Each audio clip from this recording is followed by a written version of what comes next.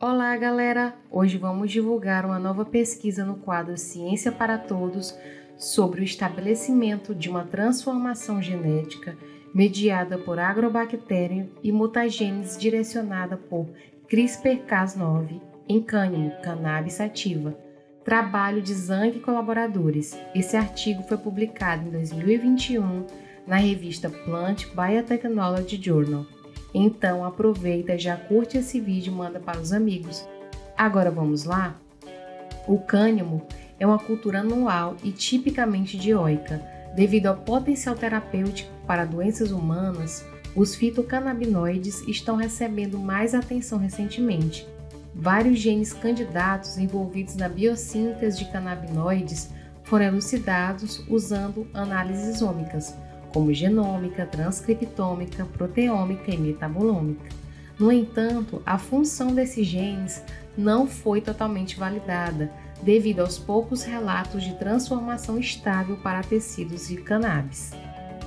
Para compreender a função desses genes, os cientistas utilizaram a engenharia genética. Ela permite que possamos manipular o DNA, inserindo genes de interesse, de forma a reprogramar sua expressão. Para isso, é necessário desenvolver um protocolo eficiente de transformação genética para a espécie.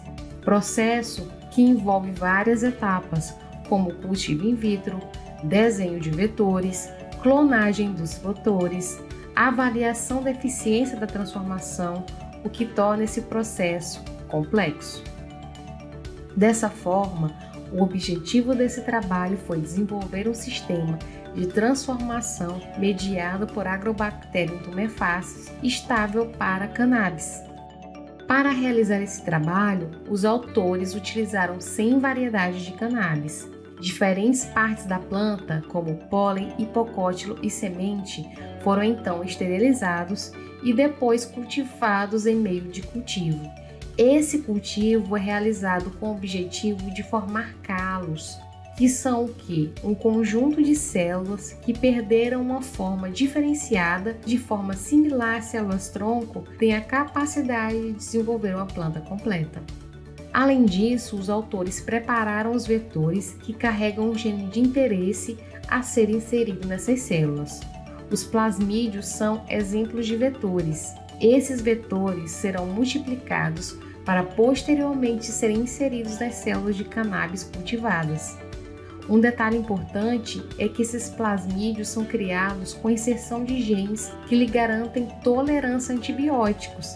Essa característica foi utilizada pelos autores para confirmar se a inserção do plasmídio foi eficiente.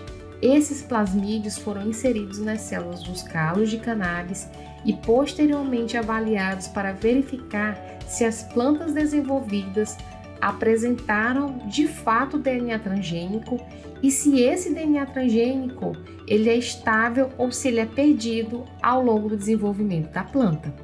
Como resultado desse trabalho, os autores aumentaram a eficiência da regeneração, otimizando o tipo de explante, que é o que? A célula ou tecido que deu origem a essas plantas, as variedades de cannabis mais responsivas, o regulador de desenvolvimento e as próprias ferramentas de edição dos genes.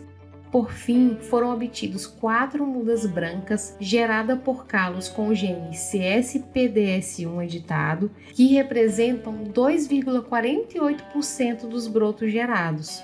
A maioria dos brotos transgênicos eram tecidos quiméricos, ou seja, tecidos que apresentavam células geneticamente distintas, que perderam fragmento de DNA transgênico PG41SG em folhas novas ao crescerem em casa de vegetação, 2 meses depois. Felizmente, foi obtida uma planta transgênica carregando fragmento de DNA transgênico.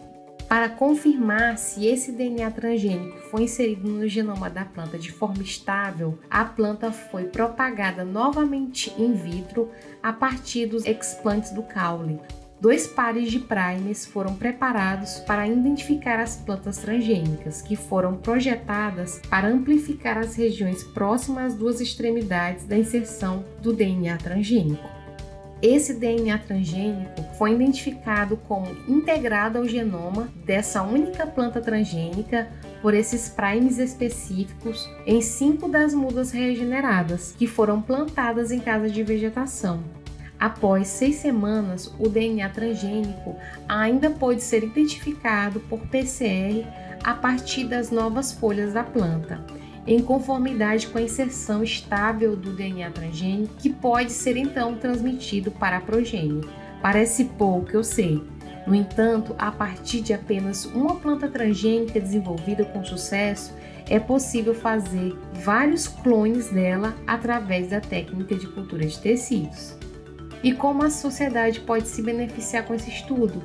Desenvolver técnicas eficientes de transformação genética em cannabis permitirá compreender a função dos genes responsáveis pela produção de fitoterápicos de interesse econômico. Que viagem, né? Acesse o artigo completo disponível no nosso site. Curtiu? Então também comenta, porque a gente está querendo muito saber o que vocês acharam desse vídeo e não se esqueçam de deixarem suas dúvidas.